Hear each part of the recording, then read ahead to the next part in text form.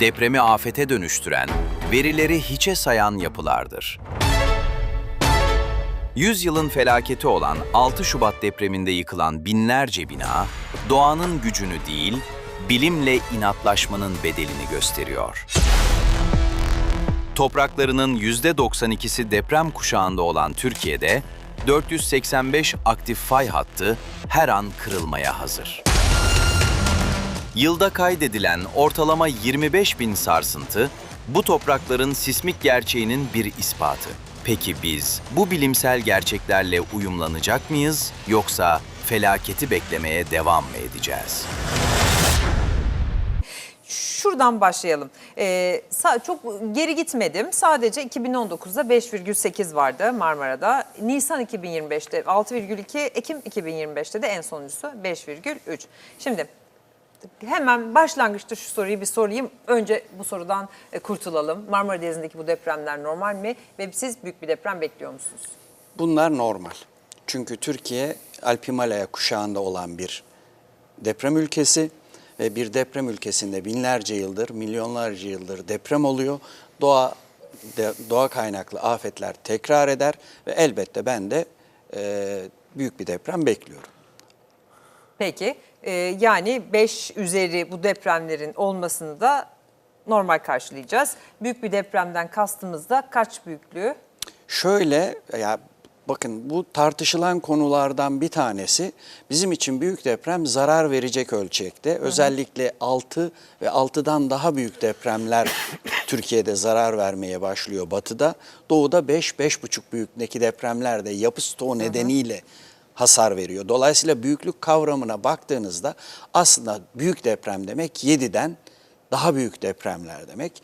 Bu da tartışılan konulardan bir tanesi. Çünkü biz yerin içerisindeki gerilmeleri doğrudan ölçemiyoruz. Hele bu denizin dibinde olunca olacak depremin derinliği, fayın boyu ve geçmiş dönemdeki kırılan parçalar bu büyüklüğü etkileyen bir faktördür. Ama söylediğiniz 6,2 bu parçanın küçük bir bölümünü kırdığı için beklenen kötü senaryo 7,5 ve daha üstüne yakın söylemler vardı. Bunun biraz daha düşük olacağının bir garantisiydi bu aslında. Bir 6,2 23 Nisan'daki deprem fayın bir bölümünü kırdı. Büyüklük olarak birkaç ölçek 0,2, 0,3 gibi küçülttüğünü düşünmek daha mümkün. Peki o halde o küçülttüğü halde bile büyük etki yaratabilecek bir depremden söz ediyoruz yine. İstanbul buna hazır mı? Şimdi İstanbul hazır mı derken, yani dünyanın hiçbir ülkesinde hiçbir şehir aslında tam hazır değil. Bugün bu işlerde en fazla kafa yoran ve para harcayan ülke olan Japonya da tam hazır değil. Orada da kayıplar yaşanıyor. Türkiye bu işlere, ben kendi kanaatim, biraz geç başladı. Yani ama evet, hiçbir şey yapılmıyor anlamında da değil. Şu anda kentsel dönüşümde, ada bazlı bazı bölgelerde sıkı dönüşümler oluyor. Ama belki de basında çok fazla konuşmadığımız dip olaylar var. Bunlar da aslında bu depremin sonuçlarını, afetin zararlarını arttıracak. Bunlardan en önemlisi İstanbul için su barajlarının durumu. 2023 yılında Büyükşehir Belediye bazı yerlerde güçlendirme yaptı ama yeterli değil. Bunun devamı gelmesi lazım. Çünkü 8 büyük baraj var. Buradan su temin ediyoruz.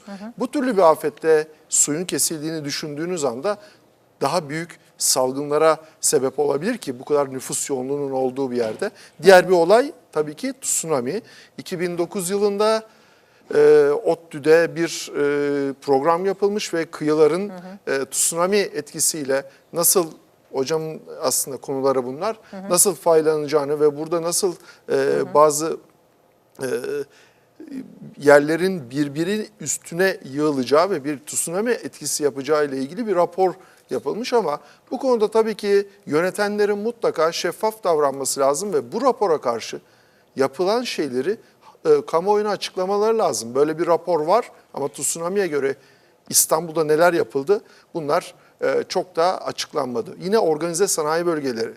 2023 yılında 15 akademisyenin katıldığı bir organize sanayi bölgelerine bir teknik gezi planlandı ve bir rapor çıktı. Burada görüldü ki orta ölçek ve daha altı sanayi bölgeleri kesinlikle depreme hazır değil. Buradaki kolon çapları, binaların dış yapısı ve daha sonra oluşabilecek yangınlara karşı önlemler son derece zayıf. Yeterli personel yok. Peki. Bu türlü yerlerde de çıkan yangınlara müdahale edecek ekipler çok az. Barajlar, tsunami, organize sanayi bölgeleri dediniz değil mi? Daha da var. Tabii Var ilaç ama, fabrikaları bir o önceki kadar programın süremiz yok. sonu. Evet, evet.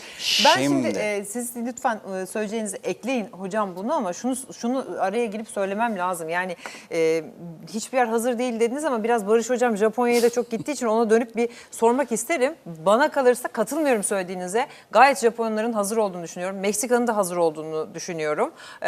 Yani çünkü ben haber sunuyorum ve Japonya'dan haber geliyor. İşte deprem oldu diye birkaç kamera görüntüsü verip geçiyoruz, yani kimse de ölmüyor. Öncelikle birkaç şeyi Sistem hali düzelteyim. değil. Ondan sonra sorunuzun cevabını ben söyleyeyim. Olur. Çünkü gerek İstanbul'da valilik, gerek İstanbul Büyükşehir Belediyesi hazırlık anlamında çok fazla şey yaptı. Ha, yeterli mi? Elbette değil. Çünkü hazırlık dediğimiz olay Birleşmiş Milletler'in de söylediği gibi merkez hükümet, yerel yönetimler, büyük sanayi kuruluşları ve vatandaşların hazırlığıyla mümkün. Gelelim İstanbul'da yapılan işlere. Türkiye'de en hazır il İstanbul. Deprem hazırlığı açısından. Öyle mi? Tabii. Çünkü 2000 yılından beri yapılan birçok şey var. Hastaneler, okullar, belediyenin yaptığı bir sürü şey var. Mesela o gün Bey'in söylediği tsunami raporu şu an belediyenin sitesinde var. Kandilli Rasathanesi ilçelerle beraber tsunami kaçış güzergahları yaparak tabelalar asmaya başladı. Ve bu büyük şehirle beraber ilçe belediyeleri bu uyarıları yapıyor. Mesela yani su söylendiği için söylüyorum. İSKİ şu an ana isale hatlarında kırılabilecek boruları flex borularla, Japonya'dan getirdiği borularla düzeltti. Ve üçüncüsü de şu, İstanbul'da deprem şehrin dışında bir fayda meydana geleceği için beklenen hasarlar hiçbir zaman Hatay, Maraş ve bir başka ildeki, Kocaeli'deki gibi olmayacak. O nedenle bizim hazırlığımız aslında oralara nazaran benzer zararları görmeyeceğimiz için büyük oranda bu söylenenler yaşanmayacak. Ve biz, İstanbullular hazır mı? hayır tabii ki değil. Bakın önce o soruyu kendinize sormanız lazım. Ben hazır mıyım demeniz lazım. Ve bununla ilgili ailenizin bir aile planı, detaylara girmeyeyim ama bütün bu hazırlıkları yapsanız da o gün Bey'in söylediği şey doğru.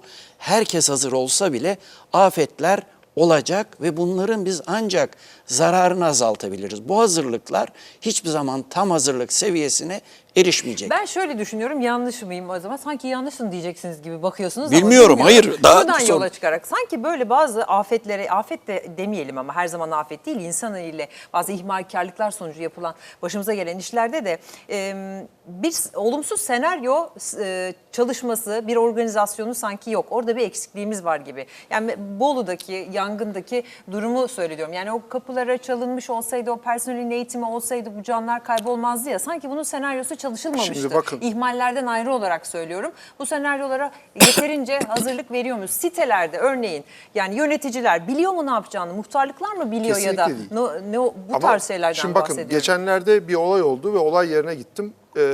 Bu şeyde bir bina, 2 tane bina yıkıldı ve arama kurtarma ekipleri olay yerinde. Enkaz altında 2 kişi var. Enkazın üzerine 52 kişi saydım. Bütün yardım kuruluşlarının elemanları derme çatma o evin çatısında herkes seyrediyor. 2 kişiye 7-8 kişi. Orada bir uğraş. Orada da bir kaotik durum var. Ama biz şimdi birazcık şöyle davranıyoruz. Hocam söyledikleri doğru da herhalde bu programda da en sıkıntılı iş süre. Yani biraz süremiz olsa çok şey anlatmak Evet. istiyoruz. Evet. Ama şunu söylemekte fayda var. Biz bu işlerle biraz kafa yoran insanlar olarak hiçbir şey yapılmadığını değil ama nelerin yapılmasına dikkat ettiğimiz için sanki hep işe olumsuz yönle bakıyormuşuz gibi. Aslında olumsuz yönle bakmıyoruz. Bakın tarihi eserlerde mesela ve devlet şeylerinde hemen hemen İstanbul tamamlandı. Yani %95-96 viyadükler hazır, okullar hazır, hastaneler hazır. Yalnız bir şey hazır değil. O da şu, toplum bilinci hazır değil.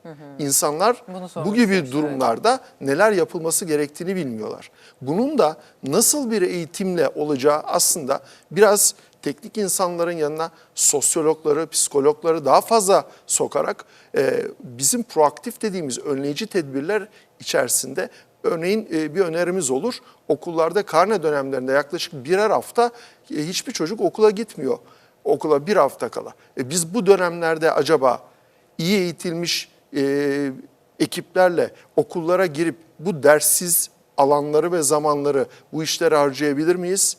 Bilinçlendirebilir miyiz? Yani bunlarla ilgili biz yine bir programda bir şey önerdik. Dedi ki öğretmenler yaklaşık 3-4 ay okullar kapalı. Bunları belli ekipleri AFAD'a alsak, eğitsek. Çünkü bir öğretmen yaklaşık 30-35 tane öğrenciyi bilinçlendirebilir ve kökten yapabilir bunu. Ankara'ya getirsek, öğretmen evlerinde barındırsak, AFAD'da eğitimlerini görseler ve ülkenin kritik noktalarına dağıldıkları zaman çocuklarına ilk haftalar, son haftalar oturarak bilinçli bir şekilde bir el notuyla bazı şeyler öğretseler. Şimdi bu önerileri belki sözümü şöyle bağlayacağım. Lütfen. Türkiye'deki en büyük problem şu. Türkiye'de mutlaka afet yönetimiyle ilgili bir bakanlık lazım. Çünkü bu bakanlığın bağımsız çalışması lazım. Ancak Türkiye'deki proaktif önlemleri hayata sokabilmemiz için bu bakanlığın yeniden organize olması lazım. Bir ucu AFAD'ın içinde İçişleri Bakanlığı, diğeri iklimlendirme ve Çevre Şehircilik Bakanlığı. Tamam. Yani bu iki başlık oluşuyor. Bir başlık Bunu da arsa Afet Bakanlığı ile çözebiliriz. mutlaka çözebiliriz. Peki. Birkaç Söyleyecekleriniz ekleme var. yapayım. Buyurun. Öncelikle hani Marmara'da OSB'ler dendiği için söylüyorum biraz önce. AFAD'ın RESMAR diye bir projesi tam organize sanayi bölgelerinin afete dirençliğini hazırlayan bir Avrupa Birliği projesi. Bunu yaparak diğer OSB'lere bir model oluşturmaya çalışıyorlar. Yine ikincisi şu an Milli Eğitim Bakanlığı 2007'de sadece ilkokullar olan eğitim müfredatında bütün sınıflara afet eğitimi koydu.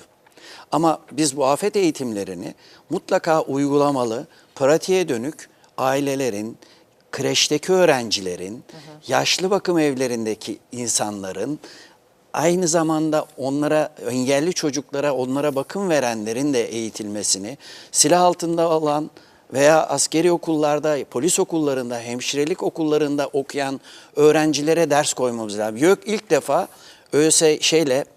AFAD'la bir protokol yaptı. Afet hazır okul ve afet dersleri koymayı çalışıyorlar. 2004'ten beri afet yönetimi ve afet zararlarının dersini açıp bütün üniversiteye eğitim veren bir ders içeriğimiz var bizim. Bunu aslında YÖK bütün okullara, bütün üniversitelere bir eğitim olarak verebilir. Japonya'yı sordunuz, söyleyeyim. Japonya'daki eğitim ve elbette ki deprem durumu bizle aynı değil. Artı ahlak aynı değil ve yasalara uyma, insana verilen değer aynı değil. Ama Meksika, Japonya ve Şili'yi depreme dayanıklı nasıl oluyorlar diyorsanız büyük depremlerden ders alıyorlar. Anayasalarına depremle ilgili madde, afetle ilgili madde koyarak onun altyapısını oluşturuyorlar ve Japonya 95 Kobe depreminden sonra Hyogo Çerçeve Anlaşması, 2011 Sendai depreminden sonra da Sendai Çerçeve Anlaşması'nı Birleşmiş Milletler'le topladı. Bütün dünyaya risk azaltmanın. Peki biz mesela şu cümleyi kurabiliyor muyuz? Biz 6 Şubat'ta feci 2 depremi aynı anda yaşadık ve üzerinden de epey bir zaman geçti. Deprem beklediğimiz yerler var. Sizler söyleyip duruyorsunuz. Evet. Yedisu diyorsunuz, Ege'de İzmir var, Erzincan, Elazığ, Malatya, buralar risk altındaki illerimiz. Biz 6 Şubat'tan ders alıp buraları güvenli hale getirmeye başladık mı? Hayır, başlamadık tabii ki. Çünkü şimdi bazı şeyleri yapabilmeniz için demin söylediğim bütün çemberin bir arada hareket etmesi lazım. Şimdi bizde maalesef her şey kamudan bekleniyor. Belediye yapsın, AFAD yapsın, bakan yapsın, hükümet yapsın. Kimse kendi sorumluluğunu maalesef üzerine almak istemiyor. Ama dünya özellikle afetlerde çok geniş alanda, çok insanı etkileyen afetlerde dünyanın en güçlü ülkeleri bile zaten çaresiz kalıyor. O yüzden kişisel hazırlık ve afet bilinci sadece devletten beklemek değil, seçtiği belediye başkanından, seçtiğiniz vekilinizden, milletvekilinden bu çalışmaları talep etmeleri lazım. Ama bunu yaparken kendilerinin de evlerinde, okullarında, iş yerlerinde yapmakla yükümlü oldukları basit önlemler var, doğru davranışlar var. Yoksa biz hep kentsel dönüşümden bahsediyoruz. Sosyal olarak, toplumsal olarak bizim dirençlikten bahsetmemiz lazım. Yani ruhen hazır olmanız, eğitim anlamında hazır olmanız lazım. Sadece deprem dayanıklı bina sizi korumayacak. Kolon direnci ve gücü değil Hayır, diyorsunuz. hayır, Toplumsal kesinlikle. bilinç olarak Kesinlikle. da Başka türlü güçlenmemiz biz- ve direnç kazanmamız Biz gerekiyor. konuşuruz yoksa bu olayları. Evet.